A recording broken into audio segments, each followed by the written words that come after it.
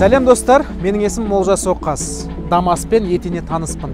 Мен бұдан электромобиль жасадым. Сіз моторына күш қосып, қарқынын арттыра аласыз. Дегенмен, Дамастың нақты мақсаты бар. Ол жүк тасымалдау. Осы мақсатта біз бүгін жиналдық, кісілерге көмектесеміз, заттарын тасымалдаймыз. Кеттік ендеше, бізбен бірге болыңыздар. Маған Дамастың шағын болғанын айт. Көліктердің арасымен лыпылдап өтесің. Және заттарды тез арада шығара қою керек болса, 5 минутқа кез келген жерде орын табылады. Кроссовердегі сияқты биік отырасың, тіпті газельдердің деңгейінде. Өкінішке қарай бұл комфорт класс деңгейіндегі машина емес, яғни дыбыс изоляциясы ақсайды. Зато артықшылығы да бар. Машина жұмсақ, былқылдап отырады, өйткені артқы аспасының үстінде рессор қойылған. Ал достар, алғашқы тапсырысқа келдік.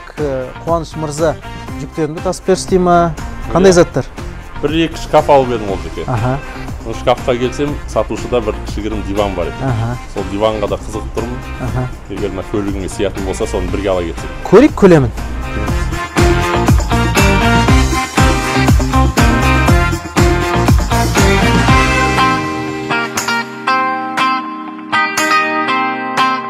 Мекен-жай? Мекен-жай Ақбұлақ.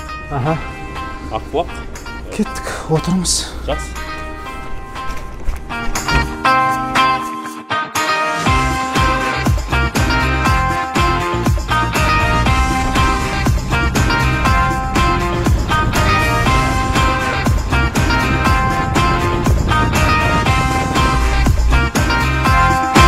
Қуаныш мырза, дұрыс адрес па? Осы. Түсіруге көмектесем, бірақ төбеге шығармайым. Өзіміз шығарып аламыз, рахмет ол жеке.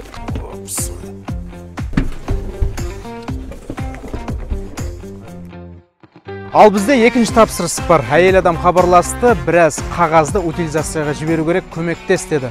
Әрине көмектесеміз.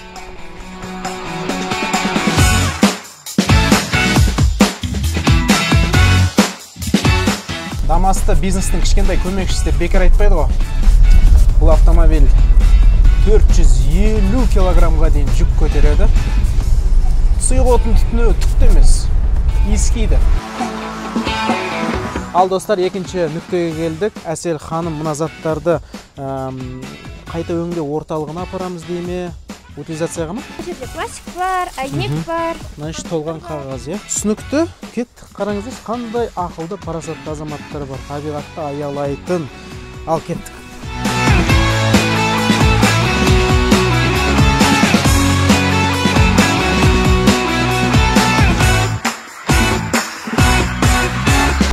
Меганың жанында утилизация орталығы бар екенін білмеппін. Әсел ханым маған айтты, сен де өйстіп, әрбір затты бөлек-бөлек лақтыруға тырыс дейді. Қатты пластик, шыны, жұмсақ пластик, қатты пластик кете береді. Тіпті металл.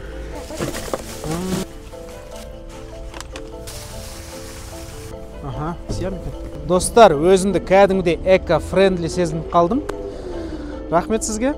Енді білетін болдық, қай жаққа тапсыруға болатынын әртүрлі тауар қалдықтарын. Кеттік, бізді үшінші адам күтіп тұр.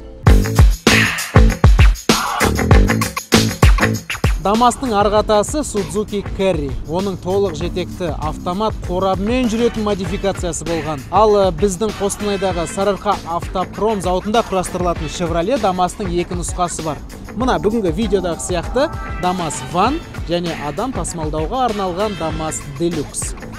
Бұл нағыз шағын бизнестің кішкентай көмекшісі. Өйткені арттағы екі есігі шетке қарай ашылады, мінекей. Артқы есіктері жылжымалы, яғни шағын көлемді, ірі габаритті заттарды тігінен тік тұрып сала аласыз.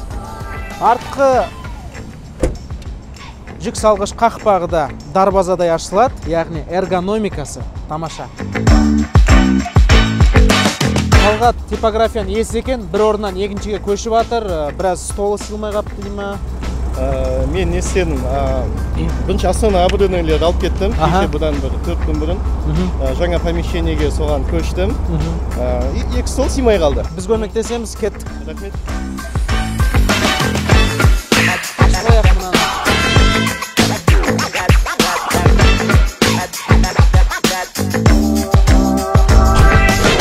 камазга бурундан келе жаткан 3 цилиндрлі карбюраторлы қозғалтқыш қойылады.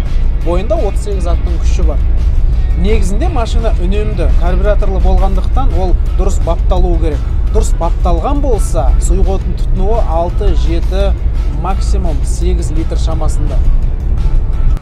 Жаңа айтқанымдай, ДАМАЗтың нағыз артықшылығы ықшамдығы. Қараңыздар, тар жерде орын таба қойдым. Ешкімге кедергі кетіп жатқан жоқпын. Тәке, мекен-жай бойынша жеттік.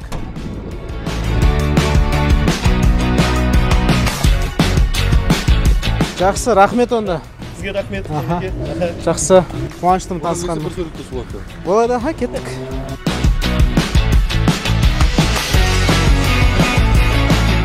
Адамның күні адаммен. Өзің сияқты қарапайым кісілерге пайдаңды тигізіп, жүзінен күлкіні байқағанда жан дүниең тояттанып, рахаттанасың. Бүгін бірнеше кісіге көмектестік.